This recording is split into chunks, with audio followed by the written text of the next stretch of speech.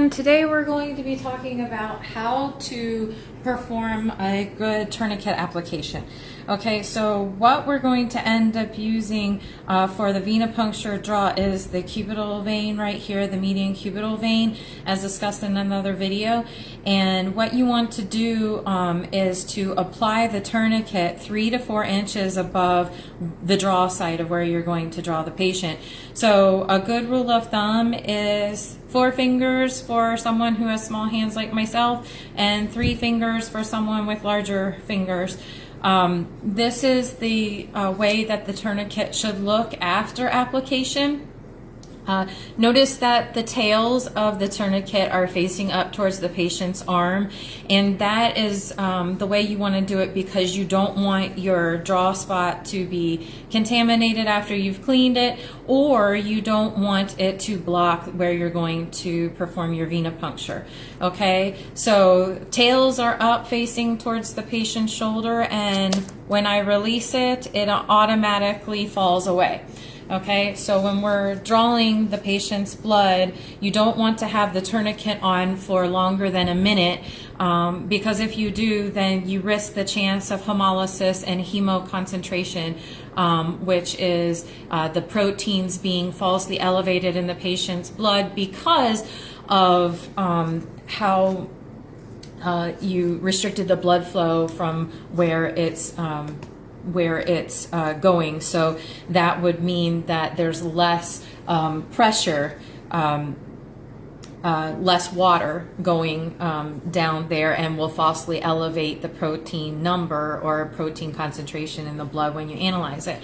Okay, so what I'm going to do is I'm going to try to lengthen the left side more so than the right side.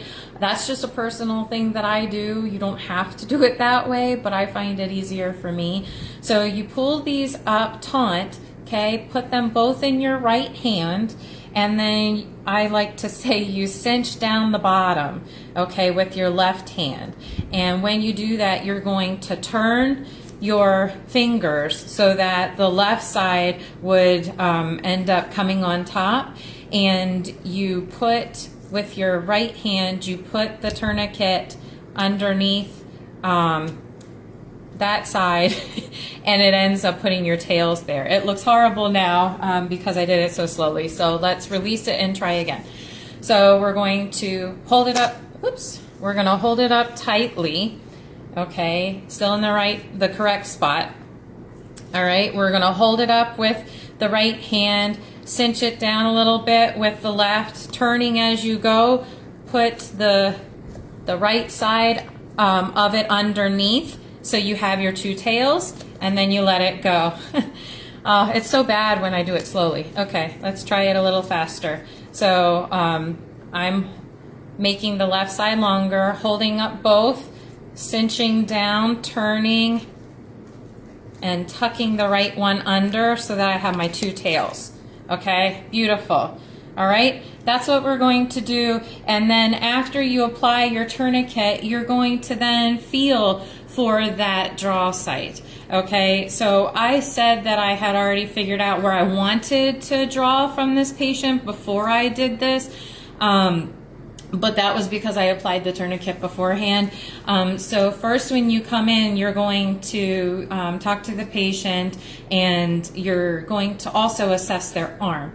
And so when you put the tourniquet on, you're assessing the veins of that patient's arm to feel where a good vein is, one that bounces back very well. It's not hard.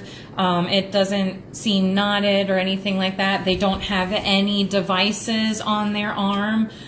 They didn't have a mastectomy on this side, which is breast removal.